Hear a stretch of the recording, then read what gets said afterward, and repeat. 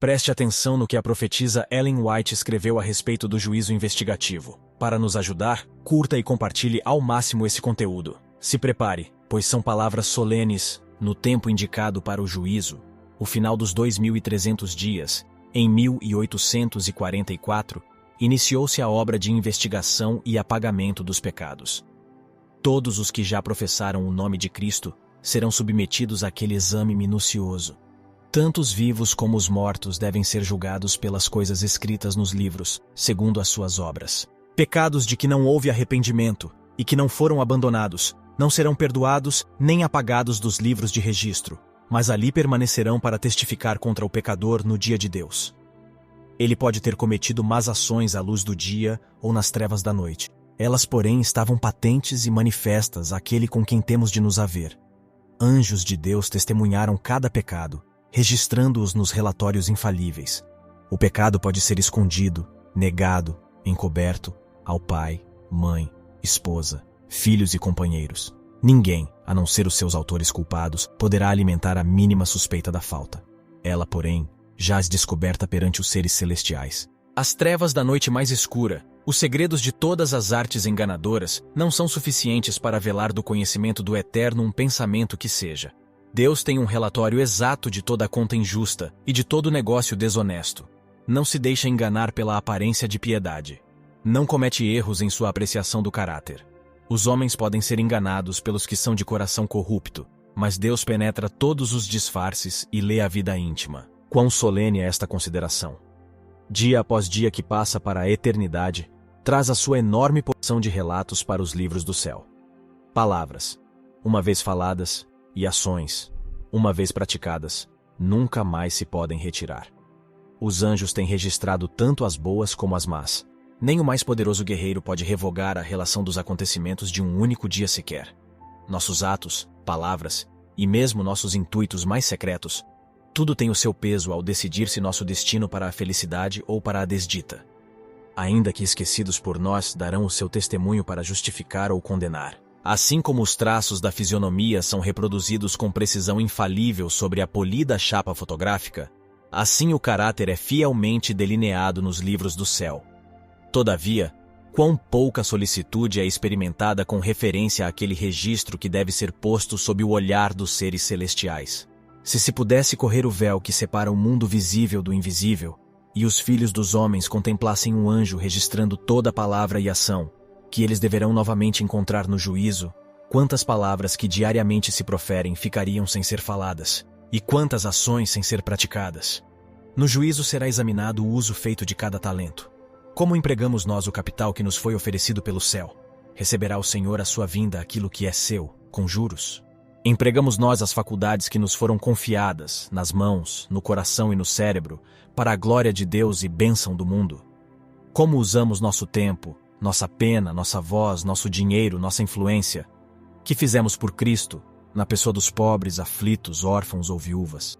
Deus nos fez depositários de sua santa palavra. Que fizemos com a luz e verdade que se nos deram para tornar os homens sábios para a salvação? Nenhum valor existe na mera profissão de fé em Cristo. Unicamente o amor que se revela pelas obras é considerado genuíno. Contudo, é unicamente o amor que, à vista do céu, torna de valor qualquer ato. O que quer que seja feito por amor, seja embora pequenino na apreciação dos homens, é aceito e recompensado por Deus. O oculto egoísmo humano permanece manifesto nos livros do céu. Existe o relato de deveres não cumpridos para com os semelhantes, do esquecimento dos preceitos do Salvador. Ali verão quantas vezes foram cedidos a Satanás o tempo, o pensamento, a força, os quais pertenciam a Cristo. Triste é o relato que os anjos levam para o céu. Seres inteligentes, seguidores professos de Cristo, estão absortos na aquisição de posses mundanas ou do gozo de prazeres terrenos. Dinheiro, tempo e força são sacrificados na ostentação e condescendência próprias. Poucos, porém, são os momentos dedicados à prece, ao exame das Escrituras, à humilhação da alma e confissão do pecado. Satanás concebe inumeráveis planos para nos ocupar a mente, para que ela se não detenha no próprio trabalho com que deveremos estar mais bem familiarizados. O arqui-enganador odeia as grandes verdades que apresentam um sacrifício expiatório e um todo-poderoso mediador. Sabe que para ele tudo depende de desviar a mente, de Jesus e de sua verdade. Os que desejam participar dos benefícios da mediação do Salvador não devem permitir que coisa alguma interfira com seu dever de aperfeiçoar a santidade no temor de Deus. As preciosas horas, em vez de serem entregues ao prazer, à ostentação ou ambição de ganho, devem ser dedicadas ao estudo da palavra da verdade, com fervor e oração. O assunto do santuário e do juízo de investigação deve ser claramente compreendido pelo povo de Deus. Todos necessitam para si mesmos de conhecimento sobre a posição e obra de seu grande sumo sacerdote. Aliás, ser-lhes-á impossível exercerem a fé que é essencial neste tempo, ou ocupar a posição que Deus lhes deseja confiar. Cada indivíduo tem uma alma a salvar ou perder. Cada qual tem um caso pendente no tribunal de Deus. Cada um há de defrontar face a face o grande juiz. Quão importante é, pois, que todos contemplem muitas vezes a cena solene em que o juízo se assentará e os livros se abrirão, e em que, juntamente com Daniel, cada pessoa deve estar na sua sorte, no fim dos dias. Todos os que receberam luz sobre estes assuntos devem dar testemunho das grandes verdades que Deus lhes confiou. O santuário no céu é o próprio centro da obra de Cristo em favor dos homens. Diz respeito a toda alma que vive sobre a terra. Patenteia-nos o plano da redenção, transportando-nos mesmo até ao final do tempo, e revelando o desfecho triunfante da controvérsia entre a justiça e o pecado. É da máxima importância que todos investiguem acuradamente estes assuntos e possam dar resposta a qualquer que lhes peça a razão da esperança que neles há. A intercessão de Cristo no santuário celestial, em prol do homem, é tão essencial ao plano da redenção como o foi sua morte sobre a cruz. Pela sua morte iniciou essa obra, para cuja terminação ascendeu ao céu, depois de ressurgir. Pela fé devemos penetrar até o interior do véu, onde nosso precursor entrou por nós. Hebreus capítulo 6, verso 20. Ali se reflete a luz da cruz do Calvário. Ali podemos obter intuição mais clara dos mistérios da redenção. A salvação do homem se efetua a preço infinito para o céu. O sacrifício feito é igual aos mais amplos requisitos da violada lei de Deus. Jesus abriu o caminho para o trono do Pai, e por meio de sua mediação pode ser apresentado a Deus o desejo sincero de todos os que a ele se chegam pela fé. O que encobre as suas transgressões nunca prosperará, mas o que as confessa e deixa, alcançará misericórdia. Provérbios capítulo 28, verso 13.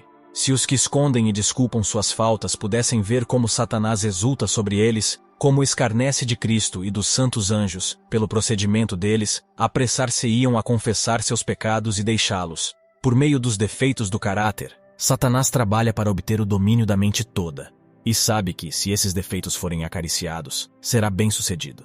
Portanto, está constantemente procurando enganar os seguidores de Cristo com seu fatal sofisma de que lhes é impossível vencer. Mas Jesus apresenta em seu favor suas mãos feridas, seu corpo moído, e declara a todos os que desejam segui-lo: a minha graça te basta. 2 Coríntios capítulo 12, verso 9.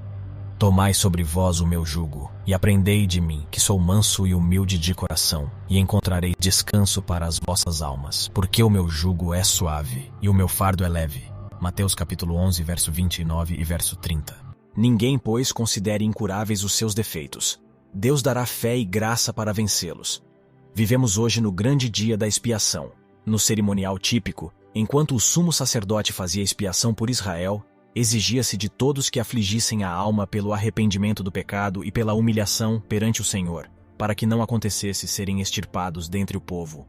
De igual modo, todos quantos desejem que seja seu nome conservado no livro da vida, devem agora, nos poucos dias de graça que restam, afligir a alma diante de Deus, em tristeza pelo pecado e em arrependimento verdadeiro. Deve haver um exame de coração, profundo e fiel. O espírito leviano e frívolo, alimentado por tantos cristãos professos, deve ser deixado.